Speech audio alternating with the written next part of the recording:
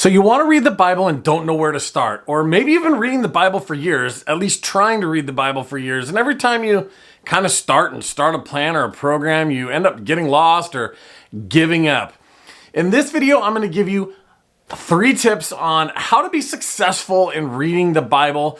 And if you hang out till the end, I'll give you a couple of bonuses, things to avoid or things to not do, one of which is going to surprise you. So here they are. Have a plan, be consistent, and quality, not quantity. So let's get into that. 1, have a plan. It can be easy to get overwhelmed in this area. There are lots and lots of Bible reading plans out there. And for some of you all, you know this is true. Your plan is flip open the Bible and put your finger down on a page. That's not a great plan. But don't get overwhelmed. You know we like to keep it simple here at Claiming Christianity because we're just everyday folks trying to get closer to God and trying to live out our faith, right? So here it is. Read chronologically. If you've never done this before, I highly encourage you to do it. I don't care if you've been a Christian for 50 years and you've been reading the Bible consistently, but you've never read it chronologically. You need to read it chronologically. It's extremely helpful, especially in the Old Testament section of the Bible, which, by the way, is the bulk of the 66 books of the canon, right? Because the traditional layout is not chronological. It can be easy to get a little bit lost or to start scratching your head and not be able to follow things through. The first time I read it chronologically, there were all kinds of bells and whistles and ahas going off in my head. And I remember the first time my wife read it chronologically, which was not too long ago, she said the same thing. Man, a lot of this makes a whole lot more sense now. So start there. Remember, keep it simple. I'll drop a link to a chronological Bible plan or two, if I can find them, down in the description, as well as a few Bible reviews to chronological Bibles. Yes, there are Bibles that you can buy that are laid out chronologically. And I think that is probably going to be your number one step, your number one tip to being successful in reading the Bible and how to read the Bible right is start chronologically. 2, be consistent. We talk about this a lot on the channel. Be consistent. Set aside a time every day, or hopefully 5 to 6 days a week at least, to read the Bible and be honest with yourself.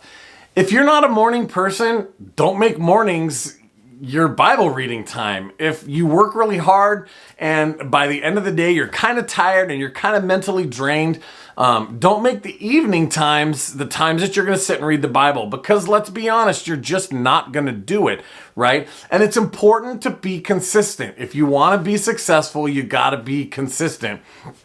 So find a time and stick to it. Now that's going to cost you something, right? Yes, it's not going to be, you're going to have to set aside a time during the day, and that's going to cost you time, but this really should be one of the best parts of your day.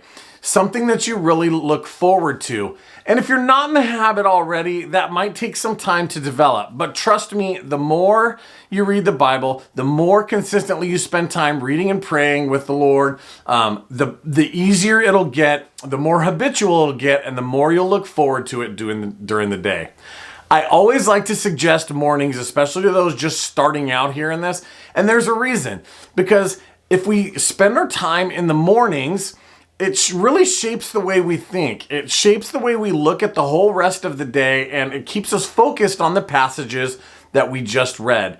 But again, it's important to be honest. And if that's just not something you can do, it's more important that you're reading in the Bible and that you're reading consistently than that you're doing it super, super early in the morning.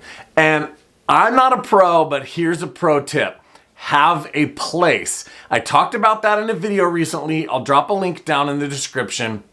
But have a place that you do this, because when you go to it, your brain is going to automatically engage in what you're doing, and it's going to be all set up for you. You're going to have everything you need. Your Bible, your pen, your pencils, maybe a commentary. It's all going to be sitting right there, and that's going to be super helpful.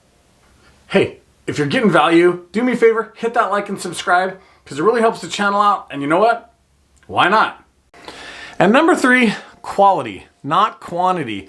The idea isn't just to get through the Bible. The idea is to get the Bible through you, right?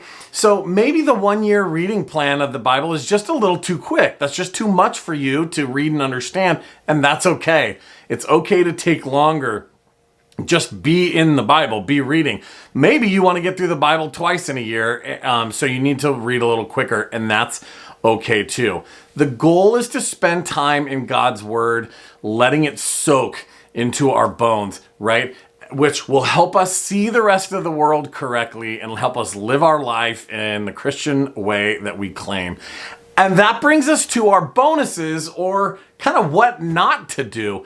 So here are a few things to avoid. First, don't get overwhelmed. That can be easy to do. Trust me, from a guy that was never a reader, all through most of my life until my 30s, you can do it. Yes, you can read through the whole Bible. It really isn't that difficult, but don't get overwhelmed. You can read through the entire Bible by really only spending about 10 minutes a day, and that really is not a whole lot of time. So don't get overwhelmed.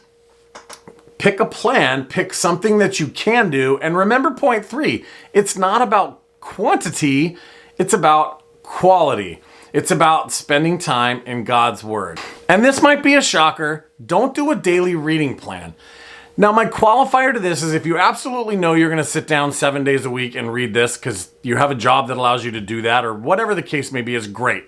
Because you should be in the Bible 7 days a week, and we should be reading it every day, right? But let's be honest, life happens. I've met very few people who are consistent about 7 days a week because of life. So the problem is that you get behind, right? You miss a day or two, and then you end up getting discouraged, and you end up setting your Bible to the side because you're behind and you just can't catch up in your plan, so you don't do it anymore.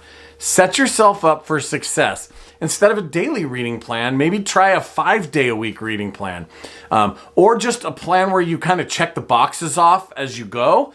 That way, if you miss a day or two, you can catch up on the weekends. And I'm telling you, this makes a huge difference. By the way, you can always finish your 5-day-a-week reading plan early by reading 7 days a week. So don't let the days that, the weekend days, Saturday and Sunday, oh, my reading plan doesn't have it. Just read ahead and finish it a little bit early, right? And then start a new plan when you finish. That'll keep you from giving up. I think that'll keep you from getting discouraged, and really it'll make your Bible reading much more successful. That's it, my friends. Simple. Have a plan, be consistent, and remember, don't get overwhelmed. It's quality over quantity. That's it. We keep it simple here, right, my friends? That's your easy to follow Bible reading guide. I hope this information has been helpful, and don't forget, be the Christians you claim to be.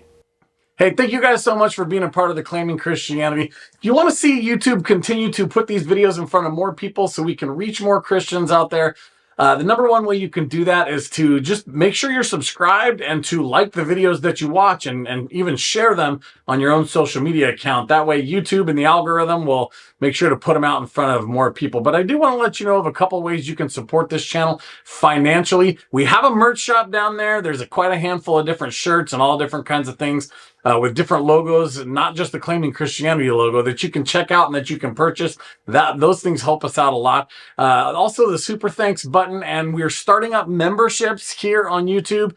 Eventually, as the channel grows, we'll offer members only videos and just opportunities to chat and interact as a way of financially saying thanks and supporting this channel. And then there's a PayPal account down there for one-time gifts.